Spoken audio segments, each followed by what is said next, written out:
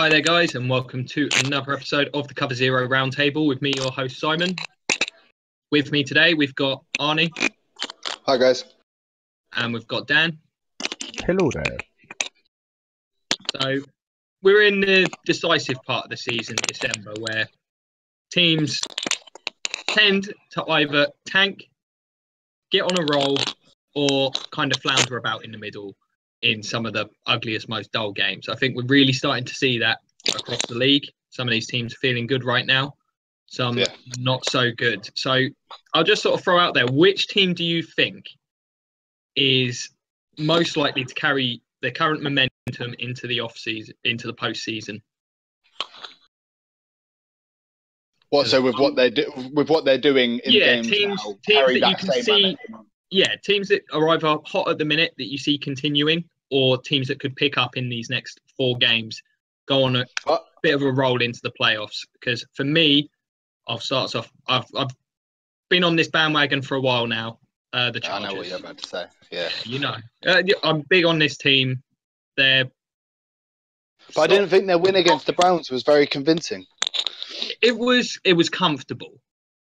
It wasn't dominating, but they never felt threatened in that game to me. No. It wasn't it's the kind of performance that I'm not too concerned with if I'm a Chargers fan. I just feel like this is a team that has the offense has really come together. A bit iffy in the red zone at the moment, but they've got a lot of weapons. Melvin Gordon, Rivers is playing really well at the moment.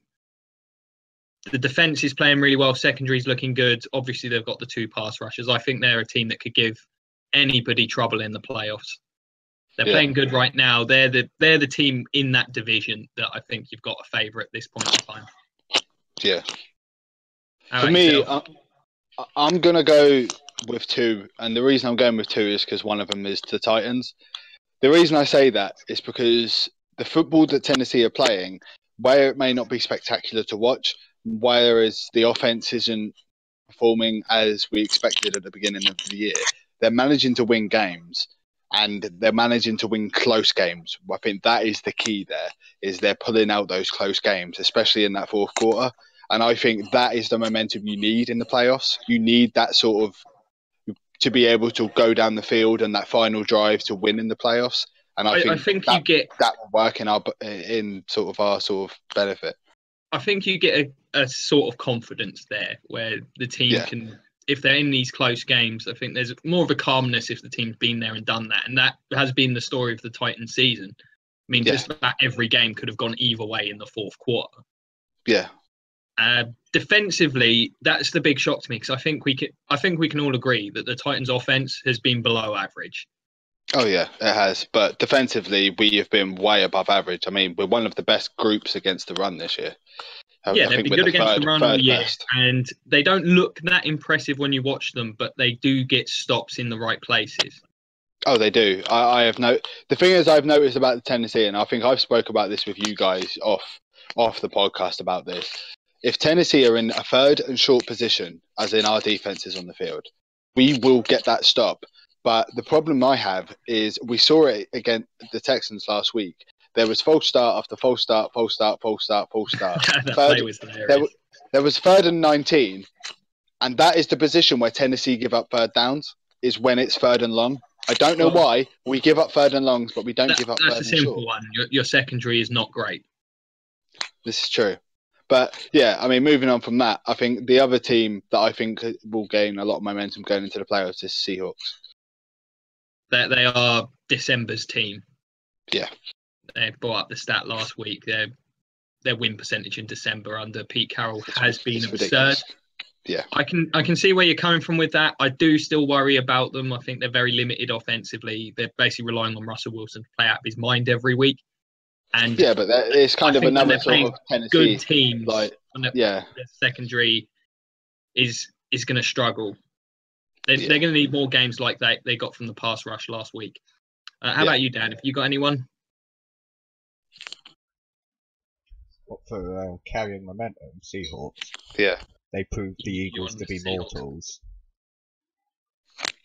That's fair. Is there anyone we can see kind of peaking at this point and possibly Eagles. just trundling into the playoffs. Eagles. The Eagles. History is a precedent. Yeah. It's possible. I mean, they've played so well. I'm not going to get too concerned after that game. Yeah, it's a tough place to play. They just didn't really turn up. My one would be Carolina. Yeah, I think Carolina I can see falling off at the moment. I would agree with that. The offense, I think, is missing Kelvin Benjamin. Yeah. They're relying on Cam too. It's a lot of the same problems I've got with the Seahawks, I think, apply to the Panthers. Defensively, they're great, but that offense, I just feel like they can lose any game because if Cam's not on, they look really poor moving the football. Yeah, I'd agree there. Cool. So the big bit of news this week, I suppose, and we actually did have a bit of breaking news earlier, so we'll start with that. Sashi Brown, Executive VP, I believe, of the Browns, is out, but Hugh Jackson is safe. I mean, do you think they maybe go back on this if they lose the next 4 games? No, because Hugh Jackson obviously has pictures of the owner in a doing dodgy stuff. Position. That was the word I was searching for. Thank you. Wasn't there stories that came out that Sashi Brown was very heavily sort of in as far as the offense and defensive perspective goes? He should have been back behind the scenes and he wasn't. I've heard whispers there. I don't know how much there is to it. I mean, I'm assuming we'll find that out. He's bearing the brunt of the blame because they've had so many high draft picks. They had opportunities to get those quarterbacks. I think both Carson Wentz and Jared Goff having such good seasons this year really reflects badly on them trading back 2 years in a row. Yeah. When the quarterbacks were available. I mean, this year maybe not so much, but both Wentz and Goff were there for the taking. And frankly, the rest of their picks haven't made up for that fact. I think if the players they picked as a result of those trade backs were performing at a high level, you maybe forgive it. But they're not. It's just not happened. And frankly, they haven't got much to show for those trades down. They've not drafted brilliantly. Even within free agency as well, they haven't done great. I mean, the O-line was meant to be good on paper. That hasn't really lived up to it. I mean, Kenny Britt signing. The Kenny Britt signing was atrocious. I mean, what? I'd be surprised if Stephen got 200 yards this season. Yeah, he's been awful. The offense is just so limited. I think Hugh Jackson's essentially got a bit of a pass because the roster he's been working with has been really, really poor. Defensively, we've seen some improvement. That's not really Hugh Jackson's bit. What I'm putting this down to is Hugh Jackson has learned from Marvin Lewis how to just maintain a job. Yeah. It doesn't matter what happens. Those guys somehow keeping their job. Do we think Hugh Jackson should keep the job, though? That's the big question. No. One game in 2 seasons? No. But I mean, going back on the offensive side of things, I think the offense did have a bit more of a spark with Josh Gordon back. Yeah, he looked quite good. Wait, hold on. We also need to bear in mind with Hugh Jackson, he has... Okay, the players on the Browns aren't great, but there's a decent amount of talent there that they could have done something. And then you get Ben McAdoo, gets fired even though he's playing with receivers he picked up off of the street, no O-line, because obviously the GM's not helping matters in drafting. And then benches Eli, but he gets fired even though there were extenuating circumstances what I would for say, him. The big difference there is, though, the Browns, in spite of this terrible season, and last year also being terrible, you haven't heard a peep out of the team. You haven't had any kind of complaining, any kind of disarray in the locker room. Like, it seems like they're keeping things in-house and together. Whereas the Giants have just been... It's been a soap opera this year.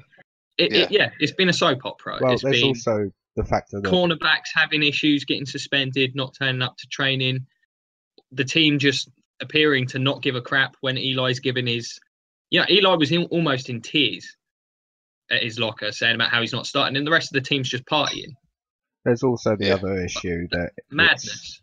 There's also the other issue that it is, the biggest media market in the NFL, which is New York. Well, we also have to bear in mind there were expectations in New York. They were expected to be a playoff contender. There were until 4 out of the starting wide receivers died.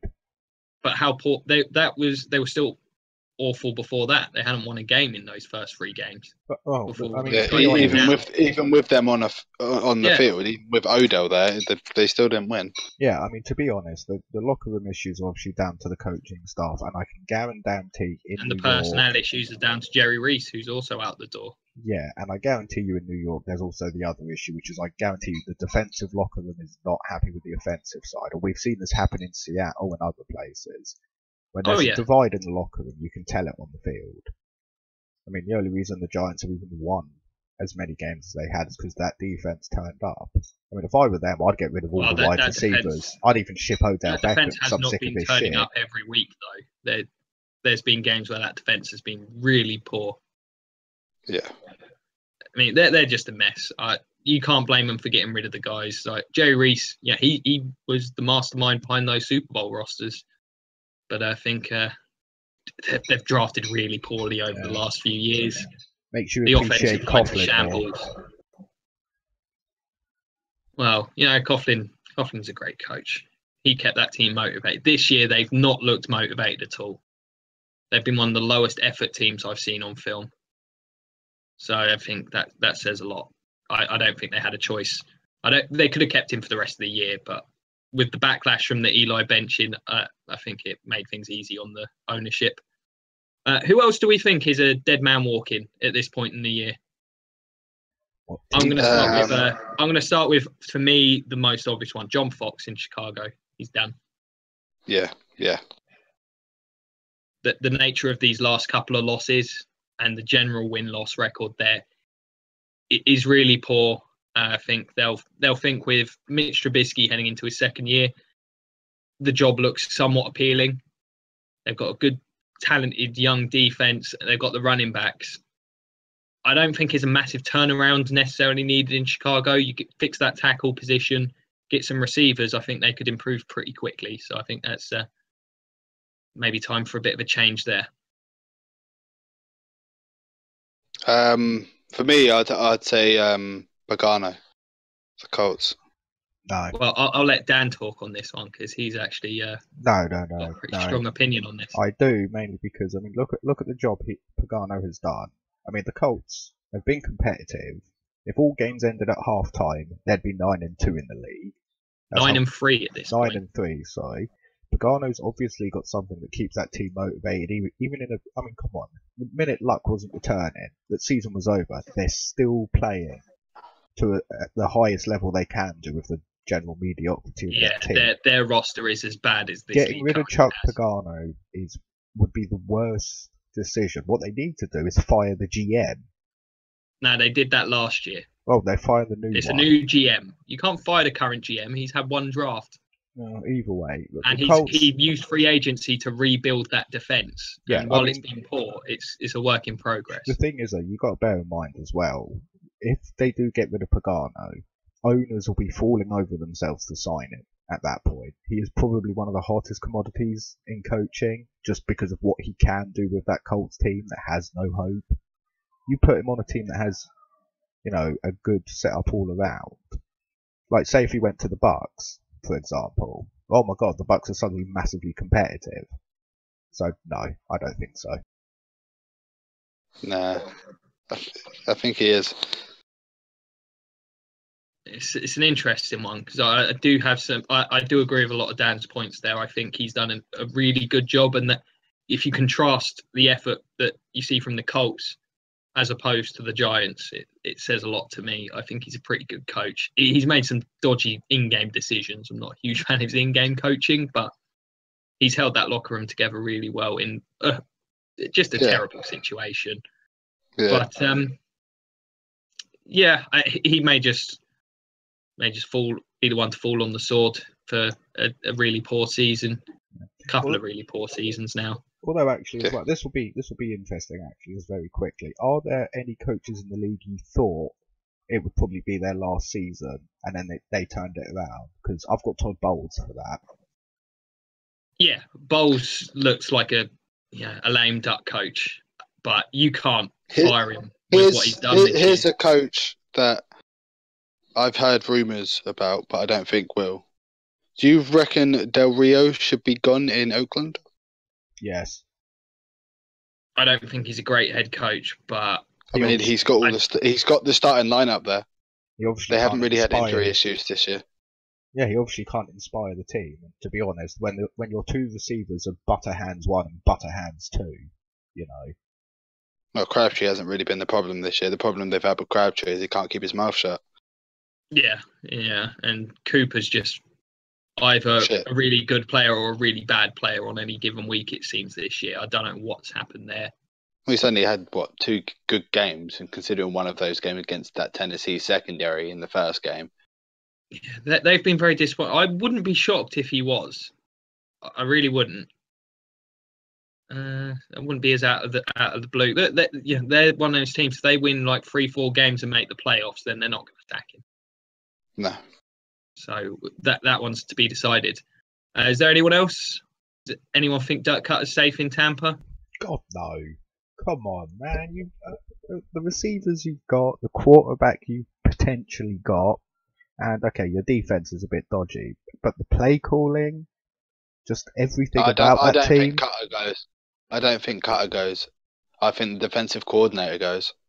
Yeah, Mike Smith, you'd have to think, is going to bear a lot of the blame. I think. How long you've had Cutter? 2 years? Yeah, this is year 2. 3 years is the offensive coordinator. But yeah, but it's 2 years with no improvement. I think they revoke his roles of offensive play calling, and they have him as the head coach. And they get in an offensive coordinator and change the defensive coordinator, because I think that will change the team massively. I think it's still too early. If you think they're keeping Hugh Jackson for a 3rd year, they're keeping Dirk Cutter for a 3rd. I think this next month is big. If you see 2 or 3 like real tank job performances, then I think he's probably on the hot seat. But if they can play pretty well, what could happen we'll see. Is if the Colts do fire their head coach, you'll see Cutter get fired and Spagano get a shitload of money from the Bucks. Who knows? That would be interesting. I totally would. I think they keep Cutter though because of that Winston relationship, as we've discussed before. I would rather have Spagano for that, considering Andrew Luck. Have you still got Malarkey on the hot seat? Bruce Arians did a lot of that work with Andrew Luck. Bruce Arians did the majority of the work. Have I still got Malarkey on there?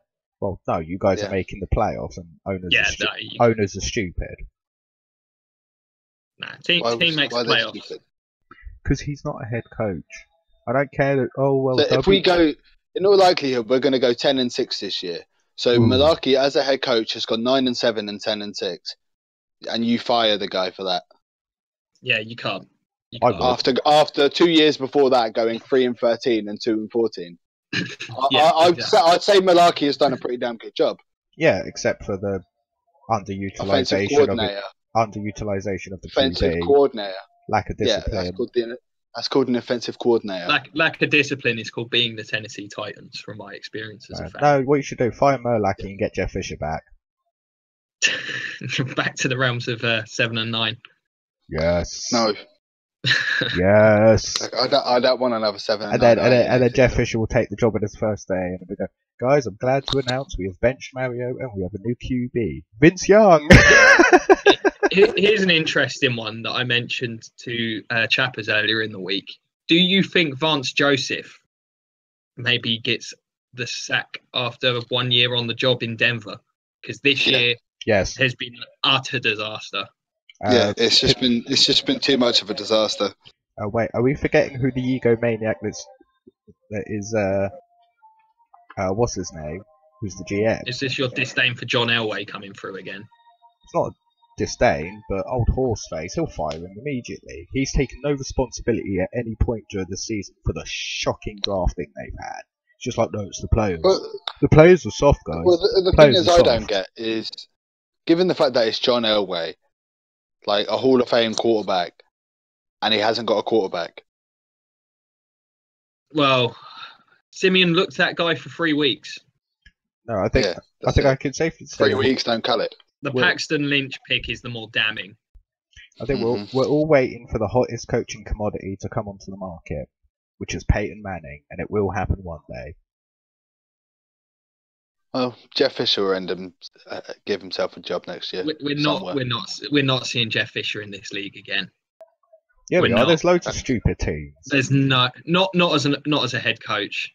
Raiders will. I'm calling this now. No. I'm calling this now. If the Raiders fire their current head coach, they will hire Jeff Fisher. I am calling this right now. No chance. No way. A coordinator, yeah, no.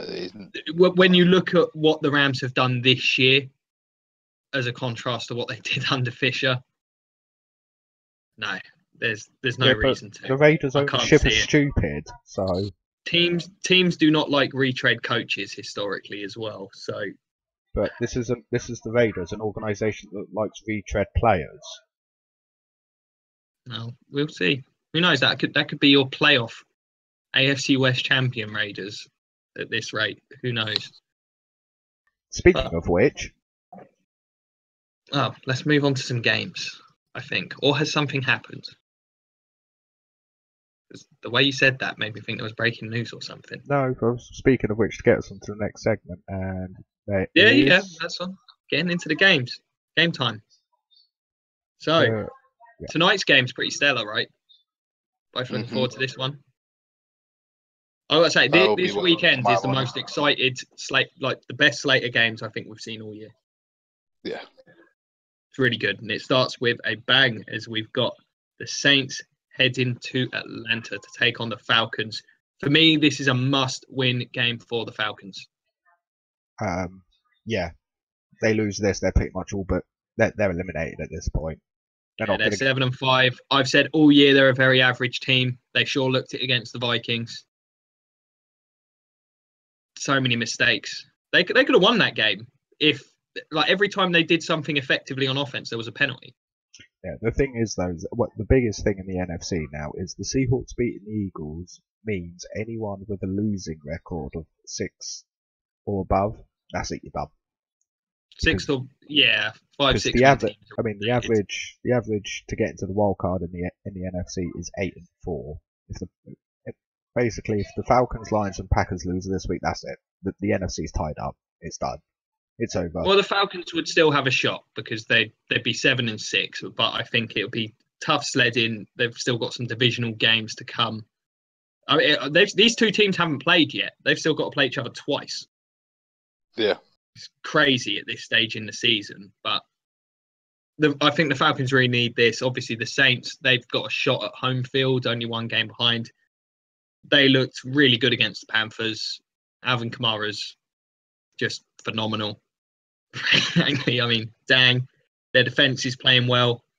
Breeze is playing fine. He's just not throwing it 40 to 50 times a game like we're used to. I thought they were very convincing against the Panthers, personally. The Falcons, not so much. I think the Saints just keep this roll going. It's going to be a desperate Falcons team. But Alvin Kamara, he just makes too many plays. I think he makes this Falcons defense look bad. Oh, yeah. I completely agree with that. I'm going with the Saints here. And even then, I think Atlanta might go all after the run and then get caught out with the pass because that's an offense that we know the Saints can be. Yep. Well, Kamara is so good in the passing game as well. And they got speed on the outside as well. This year, Kamara has been on that kind of level of Le'Veon Bell and David Johnson, and I don't think that is too high a level of praise. Yeah. Like, he has been that good. Dan, who have you got in this one? And you're the biggest Falcons backer we've got on the show. So, well, as much as I do believe and I do like the Falcons now, that I can't see them getting one over on the Saints at all at this point. They made too many mistakes too early in the season. They basically doomed themselves. The Saints are going to run away with this, and they have Kamara. The Saints are just a good team at this point. This year, they're very balanced. Got to give them a lot of credit. They really turned that defense around, especially after those first 2 games. I mean, they were awful. So we'll move on. We've all got the Saints with a sweep there. Effectively leaving the Falcons needing to win out, which would be a tough ask. So then, won't spend too long on this one. We've got the Colts heading to Buffalo. The Bills are on the brink. They cannot afford another loss, but they've not been particularly impressive. They got hammered by New England. Yes, they did. Their offense looked abysmal in this game. They did. And like we've seen from Indy all year, that Indy can slow offenses down as well.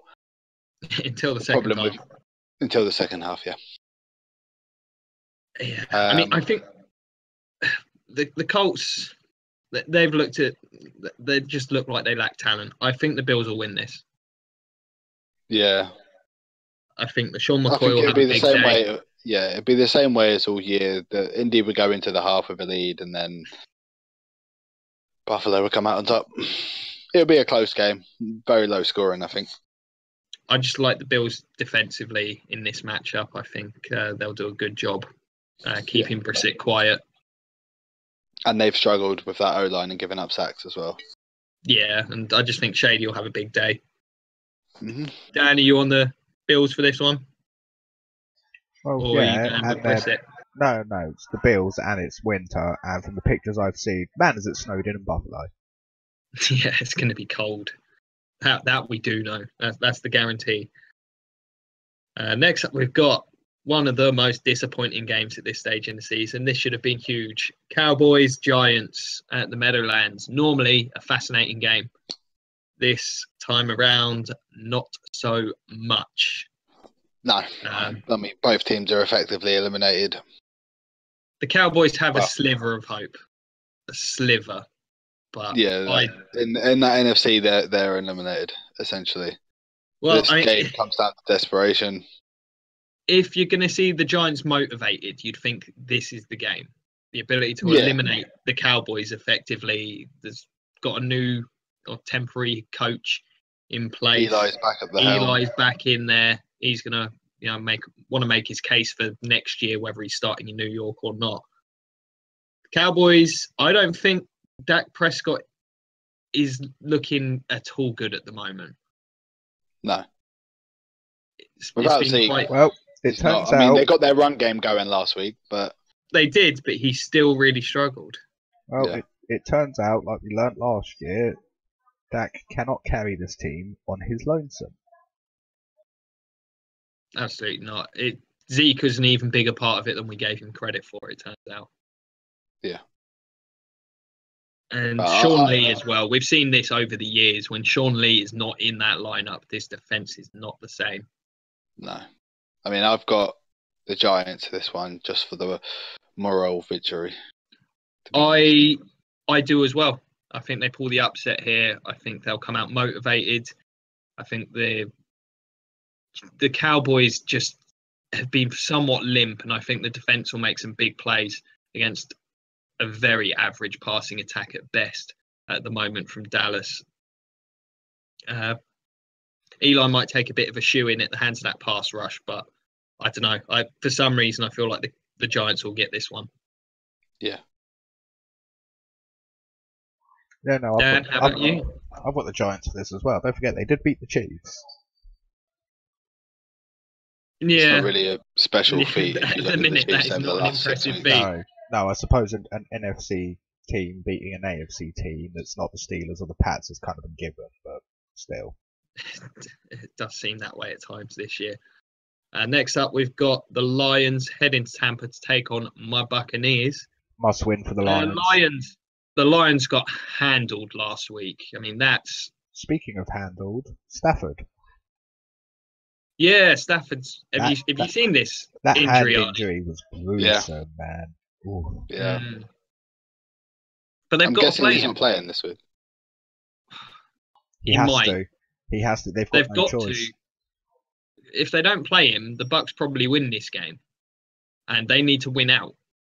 I don't think they're good enough to. That's not completely true, is it, Mister? I lost to Green Bay with a no-string QB, even though we had. Hey, we already had this discussion. I'm still convinced giving up 44 points to this year's edition of the Ravens is worse. It is, but the Bucks are equally as bad. Oh, the Lions are probably a better team than us because of their quarterback. But if you take Stafford out of the equation, I think the Bucks are probably a better team. But Mine goes the on Lions, if Stafford plays or not. Awful on Sunday. Awful. It was Stafford has to make the plays because this time the defense wasn't making them. The run game is atrocious. It is non-existent. And this defense either gets takeaways or, it gives up yards in bunches. It gives up points in bunches. They're either making big plays or they're terrible. And, they were really poor. That was not even close to a playoff team performance. As for the Bucks, they played well at the weekend. They charged it up and found a way to lose. It was weird to see the Buccaneers secondary actually able to cover people over the course of a game. That was bizarre. But bad discipline in run defense ended up costing them this one. Jameis played pretty well in his first game back, but still, it was a typical Jameis game. Productive with a few boo-boos thrown in. They found a running back, though. I think Peyton Barber looked much better than any Buccaneers runner has all year. First guy to get 100 yards. I think he gets the remainder of the main carries for the rest of the year. The problem the Bucks had was their O-line was terrible. Utterly terrible. Two best starters missing. But I do think the Bucks win this one. The Bucks have actually been quite good at home this year. Yeah. I think depending if Stafford plays, the Lions win. If he doesn't, you guys win. I'm going with that. I saw Stafford's hand. I think even if he plays, I don't know if he's going to be able to throw the ball particularly. I've got the Lions winning either way because the Bucks beat themselves. No, you never know with this Buccaneers team. But the Lions, I just think the Lions sort of play very flat in this one. I think they're going to lose to a Bucks team that's still playing somewhat hard. They're just very flawed, to say the least. And next up's a big one. Two of the most disappointing teams in the league, but they are in a battle for the division as the Raiders head to Arrowhead to take on the Chiefs. Raiders having a bit of a resurgence of sorts, possibly the least impressive resurgence in the world. Sort of ambling by the Giants at the weekend, where the Chiefs... What has happened to this Chiefs defence? What has happened? Who gets shredded by Josh McCown like that? I mean, don't get me wrong. I got to give mad props to Robbie Anderson and Jermaine Kearse. Yeah, they're both having really good seasons. But come on, Chiefs. we were thoroughly on that bandwagon in the early season, along with everyone else. And what is this? And Alex Smith was great in this game. Yeah. I think for that reason, I think the Chiefs have kind of got it clicking on offense. The Raiders, I just don't think are strong enough at all. Well, they beat the Chiefs earlier in the year. This is true, but I just think that was when it all started going wrong for the Chiefs, though. Yeah, it was.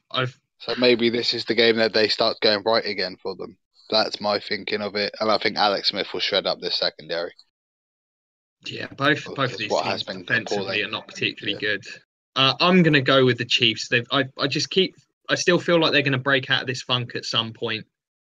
The Raiders just don't impress me at all, to be honest. Derek Carr is not the same player we saw last year. No, not at all. And the Chiefs have the weapons. I think they'll get it going in this one. You, Dan, do you think the Raiders get this one or the Chiefs finally get off the schneid? Well, the Chiefs should win because they're at home, but I don't know. It's the Chiefs. Who knows? Do we get good Chiefs or bad Chiefs? Yeah, apparently that they've inherited the NFC East randomness. So. Also, we do have to bear in mind no Marcus Peters. Not that it's mattered anyway. Yeah, I was going to say it's not mattered this season. Their secondary's been awful lately. It's crazy.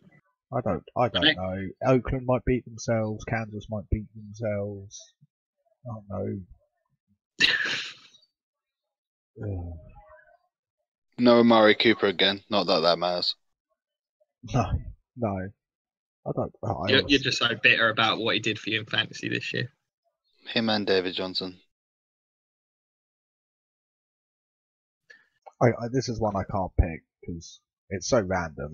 Go with a tie then. You haven't called a tie in a while. No, I'm not using my tie of the week on this matchup. One of them will win, but it'll be ugly and it'll be bad.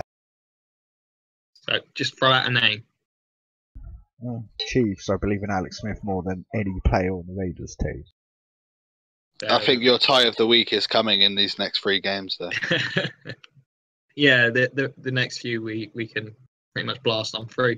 The Niners got a win in Garoppolo's first start. Let the hype begin.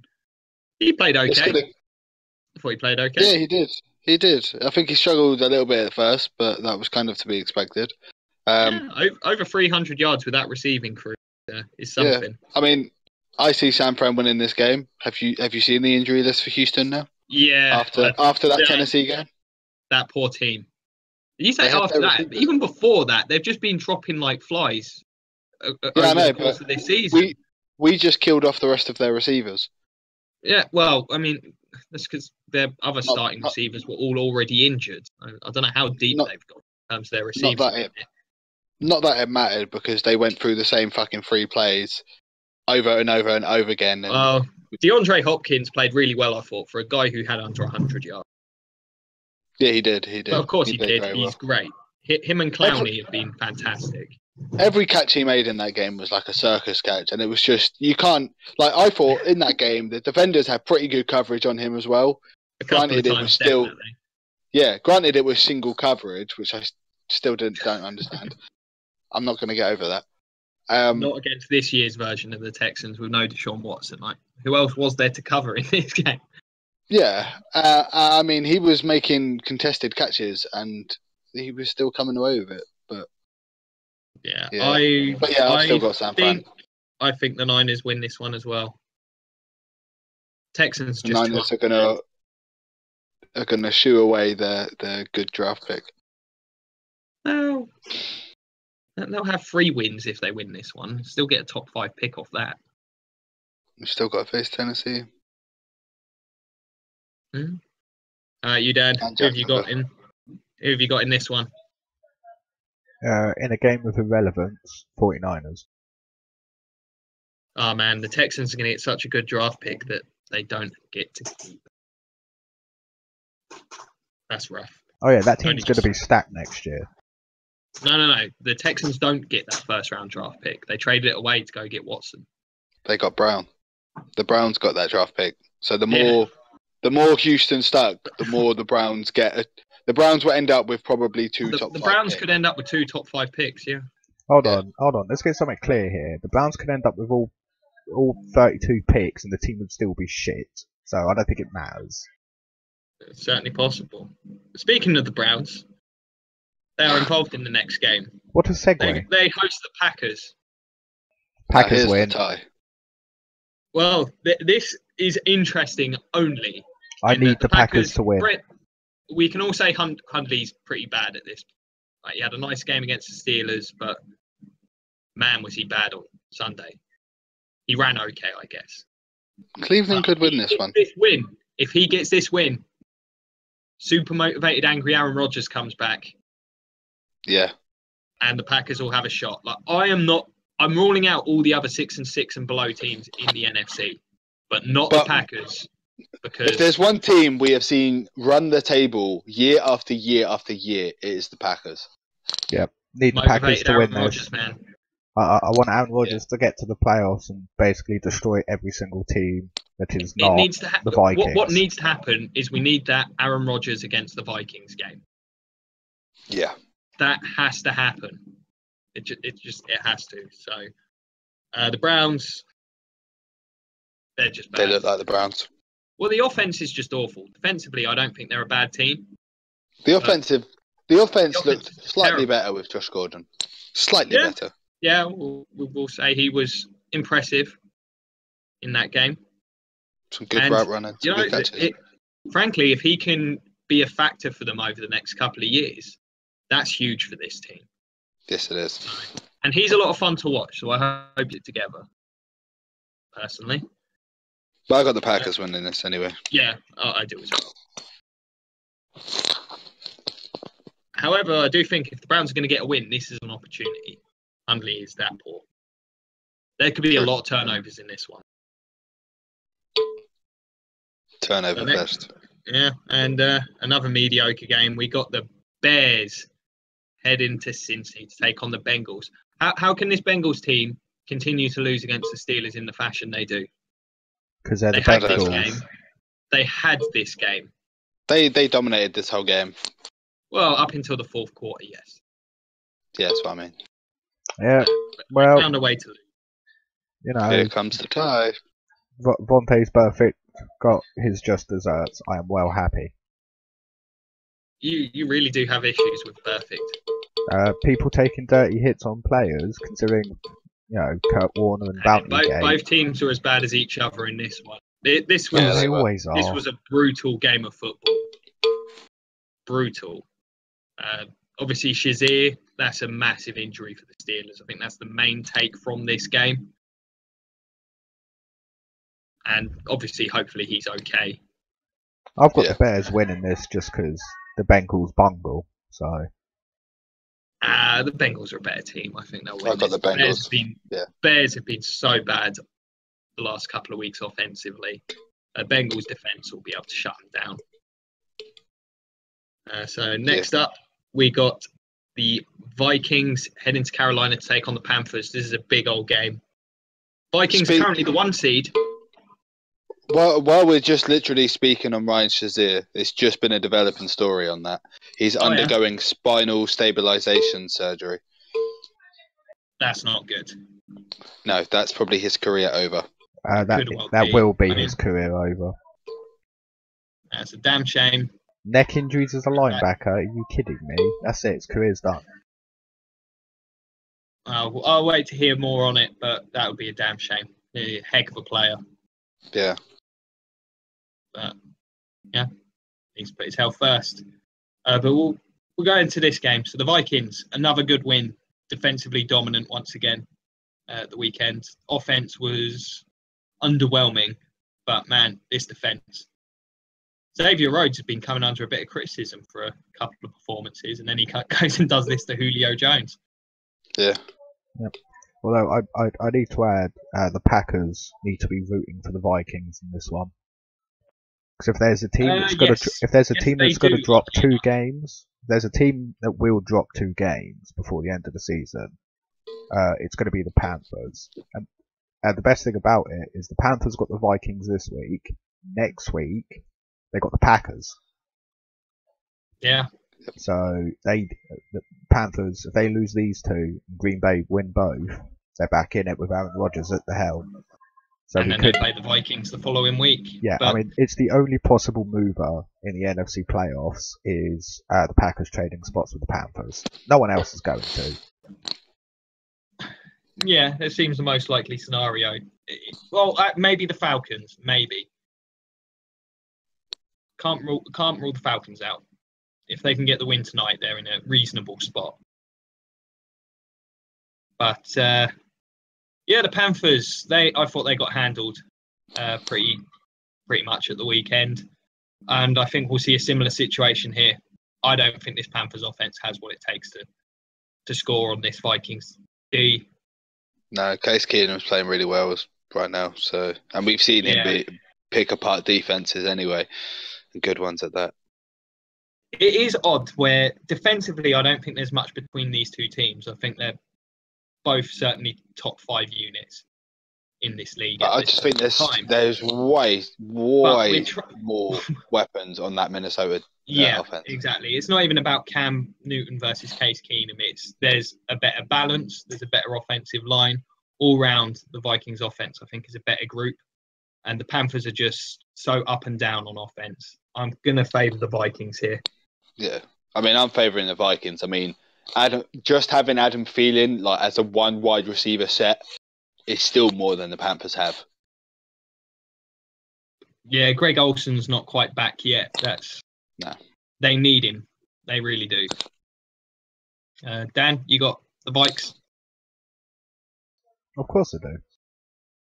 Yeah. I'm calling it out, by the way. They are my Super Bowl pick, the Vikings.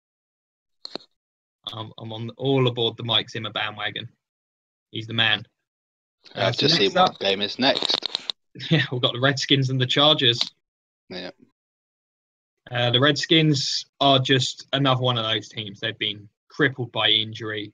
I feel bad for Kirk Cousins. He's playing well this year, but he's taken a shoe-in. Defensively, a load of injuries. I mean, they were just undermanned against this Cowboys team. And once Morgan Moses went out, they were doomed. I think that's a terrible situation. Yeah, you got a struggling O-line. You got to go take on this Chargers pass rush. Chargers are the hot team at the minute. Rivers is playing really well. There's a bunch of injured defenders. Chargers, like we said, they didn't even get out of second gear against the Browns, but they didn't have to. And we could see a similar situation here. I think they win this game comfortably.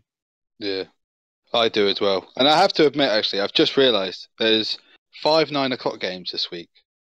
Yeah. Which makes for some good football viewing, because normally there's only 3 games, and if they're all bad, then it's just which has happened horrible. A couple of times. Yeah.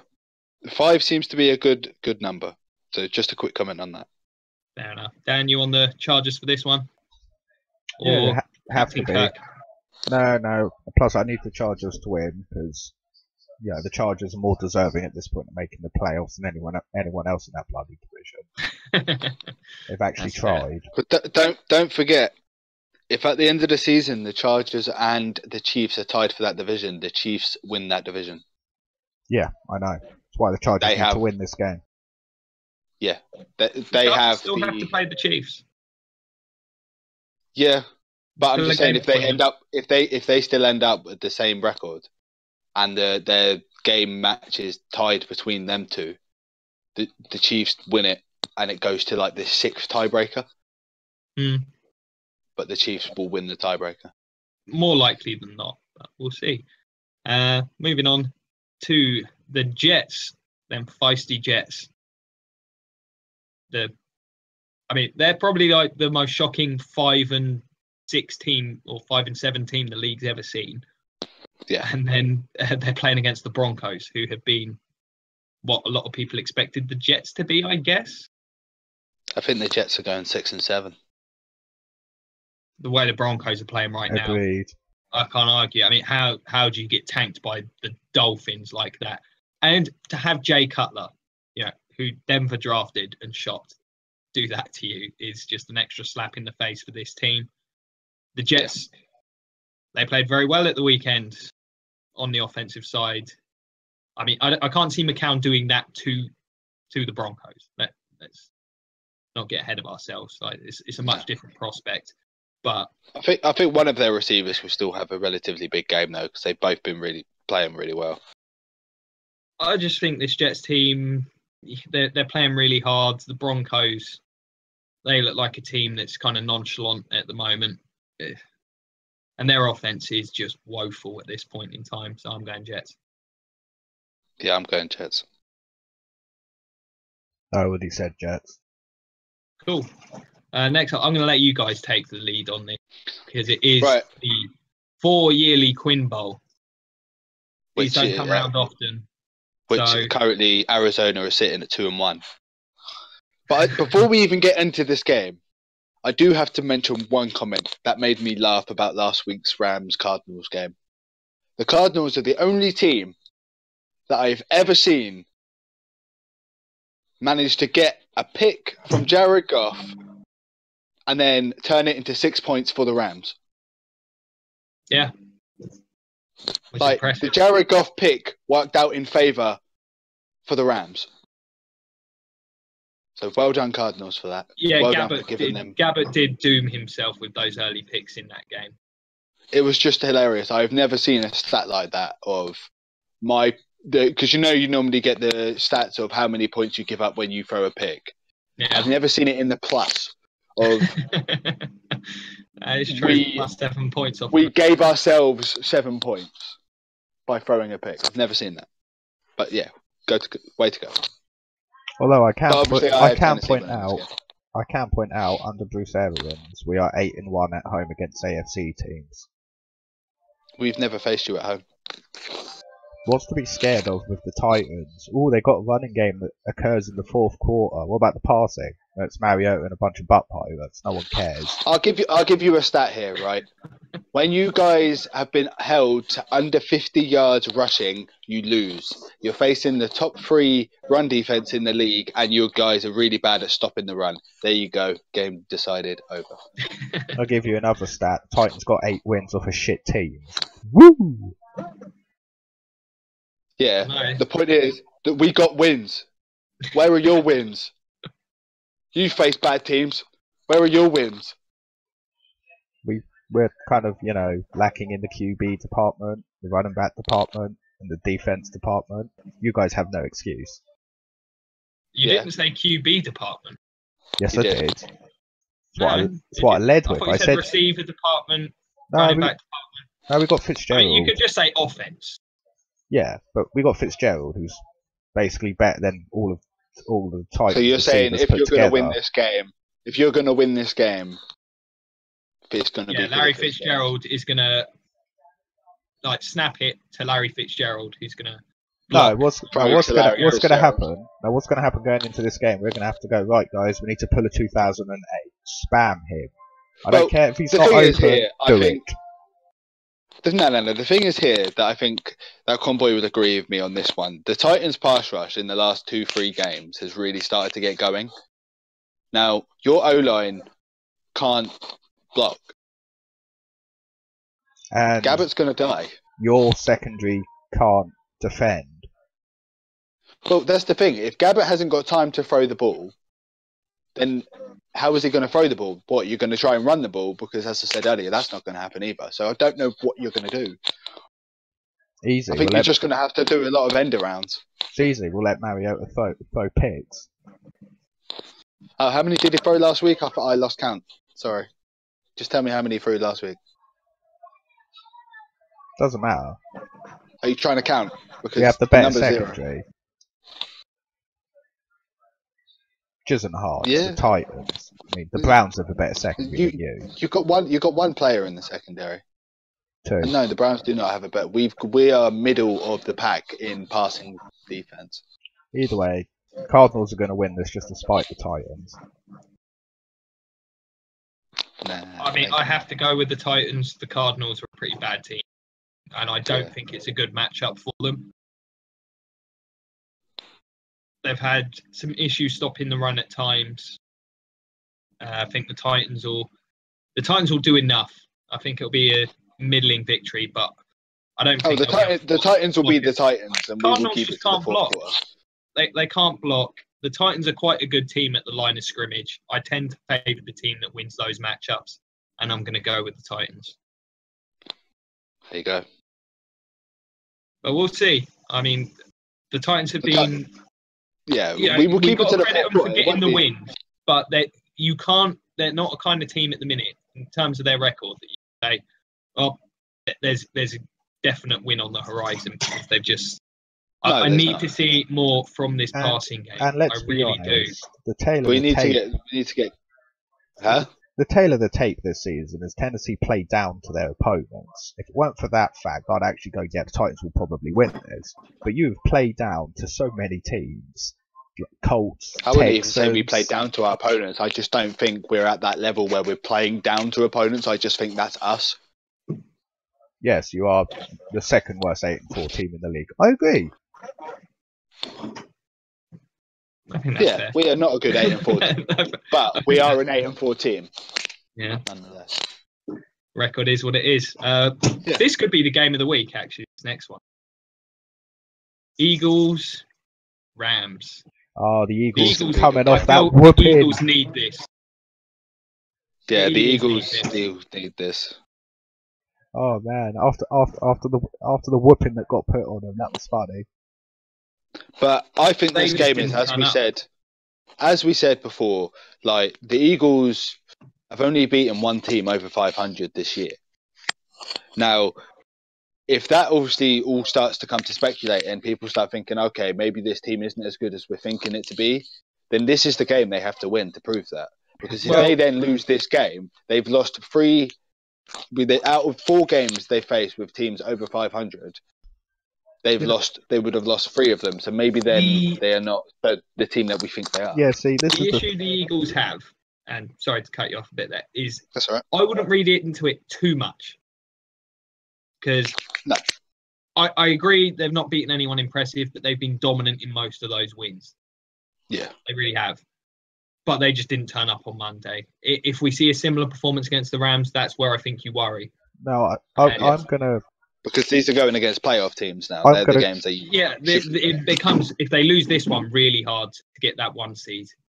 Because the tiebreakers all of a sudden are really poor. I'm going to go with Arnie on this one, though. And I completely agree. The Eagles have beaten no one impressive this season. And it's easy to stomp on people when you are slightly better than them. They lost against the Seahawks. They lost against the other bloody team they faced. Can't remember who they lost against. It was early in the season. The early season loss, I actually cannot remember who it was to. No, either way, the things though, you're looking at 2 teams here, both the Eagles and the Rams, who have both proved a couple of times now when they face a team above 500. Yeah, they lost to the Chiefs when the Chiefs were playing really well. Yeah, but both the Eagles and the Rams have proved that when they face teams above 500, neither of them can pull it off. I mean, the Rams and the Eagles both got shut down by the Seahawks, man. I mean, you can't say that with LA, really. Yeah, you can. The Rams' defense has been improving, like really. The Rams' defense has been improving. I don't think you can say that with LA, though. I mean, after that win against New Orleans, how can you say that about them? Yeah, but New Orleans also doesn't have a defense. The defense has been very impressive. Has been really good. It's been really good this year. It has been really good. You can't say that. You can't say that about the Rams at all. The Rams have proved they are for real. Right, hold on.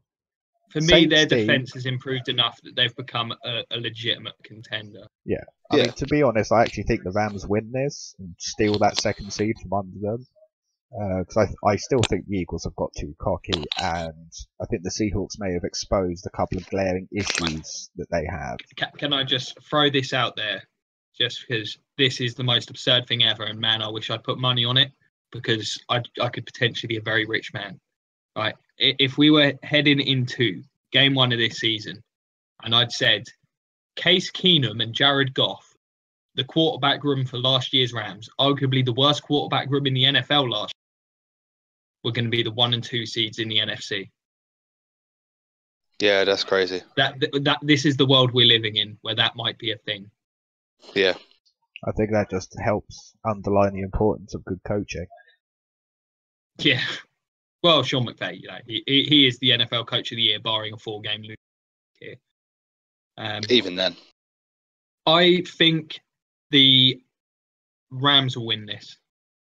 I've got the Rams winning this. The Rams have Aaron Donald. They automatically from Philly's win. Offensive line concern me, and Quinn's been playing really well lately. Aaron Donald is just the best defensive player in the NFL. He was a nightmare. He showed that last week.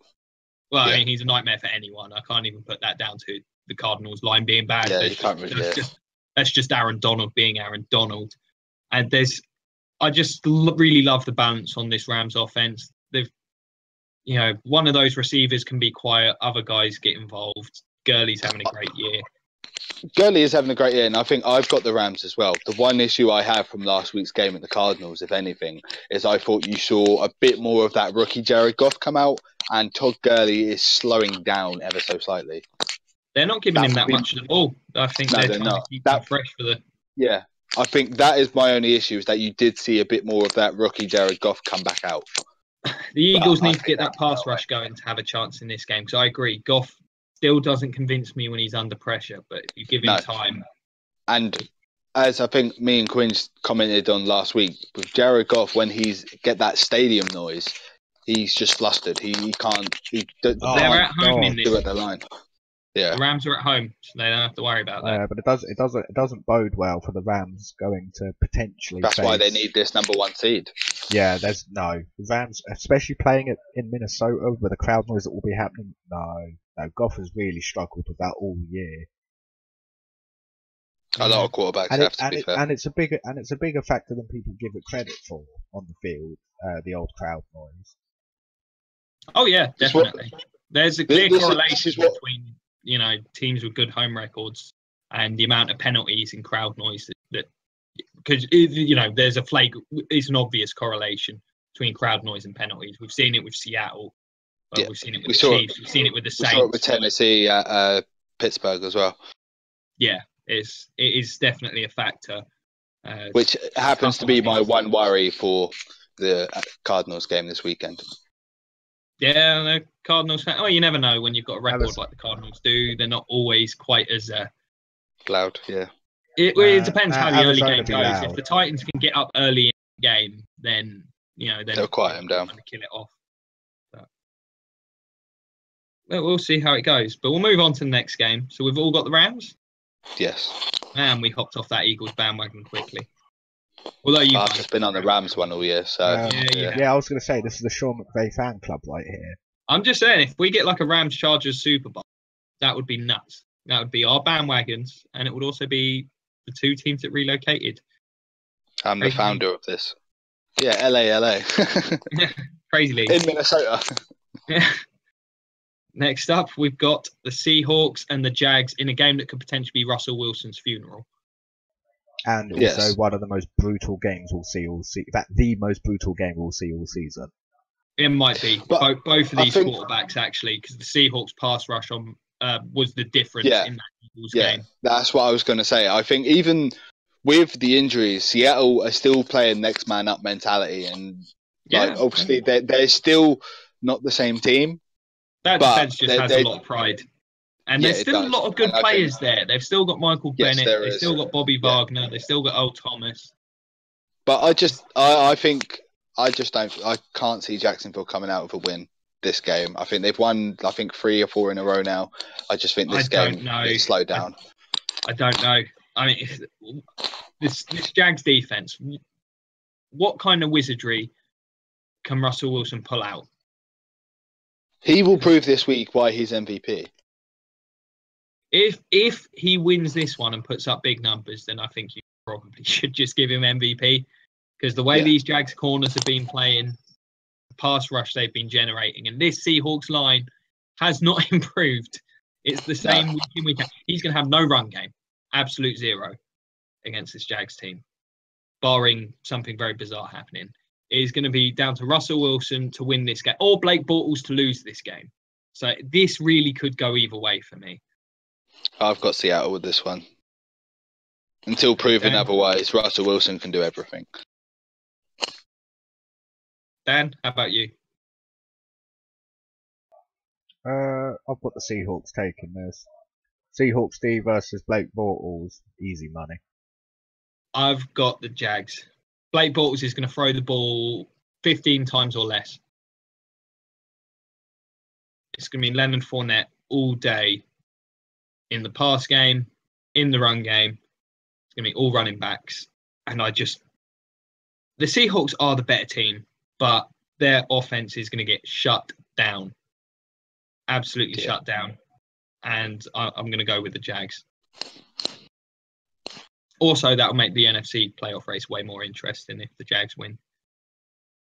Next up, what I think was the most physical rivalry in the NFL, maybe being overtaken within the division now. But this one's like the good physical. I think we can agree. Steelers-Bengals is like unpleasant. Yeah. I like hard-hitting games, but I don't like dirty games. Yeah. And Ravens-Steelers always felt like legit, good, hard-hitting football. I did just remember, as an amendment to the Seahawks-Jags game, Arnie needs the Seahawks to win. It would help. It would certainly help. Because it gives the Titans another tiebreaker over the Jags. Well, it would be handy for the Titans also if the Steelers won this one. Yep. Then we pretty much clinch. Yeah, almost. This Ravens team is a testament to coaching. This team has not been 7-4. This is one of the worst offenses I've seen in recent years. They're really bad. Yeah. Alex Collins, though, that's worked out really well. Looks like they've got a running back. Yeah. And their defense playing darn good right now. Do you guys agree with me? I think Terrell Suggs is maybe Defensive Player of the Year this year. Yeah. Yeah, I can't see who else it would be, to be honest, at the moment. There's been hit and miss defenders this year. You could give it to Aaron Donald. Yeah. Give it to Bobby Wagner. I think T Sizzles joined Frank Gore and what's his name in New York? What's his name in New York? Guy broke his hand. Defensive end. JPP, yeah. He's joined the Timeless Club. You are aware Jason Pierre-Paul is not that old. Is he not? He's like 24, 25. No, he's older than that. He's technically like, I guess, I think he's in his late 20s. Either way, he's not old. He's been in the league a long time. He's not old. But the Ravens, most impressive win of the season, I suppose, for them. They murked those Lions. And the Steelers played down to their opponent again and woke up in the second half. Well, they can't play down this week because they're facing a good defense. Yeah. I don't know. I mean, the Steelers should win this one. They should. But you just don't know. So I'm going to go with the Steelers. They are at home. But I think the Ravens could win this. I think the Steelers might still be looking ahead to that Pats game. Yeah. I've got the Steelers. I've got the Steelers, but just a point out here, which this shows you how close and bad the AFC has been this year. If the Steelers lose and the Jags and Titans win, the Jags and Titans both have a shot at that first round bye. Yep. We're only a game behind. Crazy world, huh? Yeah. Wouldn't that be saying? Titans having a first round bye. Indeed. Well, Monday, there's this one we can get out of the way quick. This game is not as good as it sounded at the start of the year. Patriots heading to Miami. Pats handled business. They actually do not always fare too well in Miami. They have had problems there. But this Dolphins team, I can't trust them. No. The Pats will do what the Pats have done to Miami the last 2-3 years, and that's run on them. I can't envision a world where Jay Cutler beats the Patriots right now. No. I think they have a big running game attack against them, just like they did against them 2 weeks ago. Well, like the Dolphins' victory at the weekend looks impressive on paper, like 35-9. But really, the Broncos' offense gave them that win as much as anything. The offense played okay, considering what they were up against, because the Denver D is still good. But they're not going to get that against the Pats.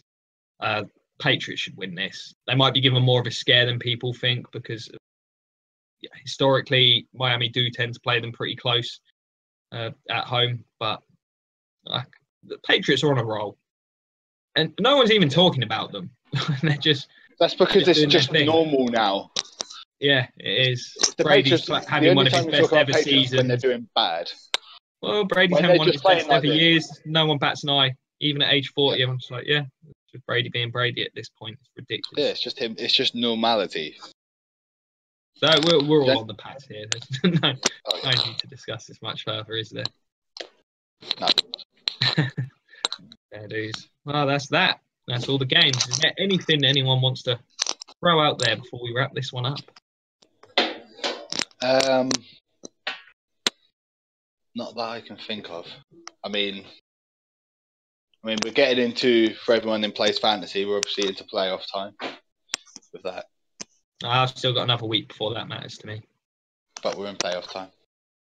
Well, you are. I'm in bye week time. Yeah, good for you.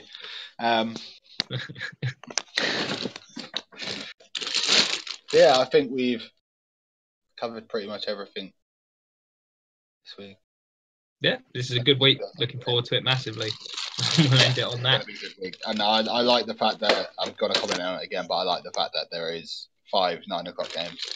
And a couple of them are really big games, which helps. Yes, they are.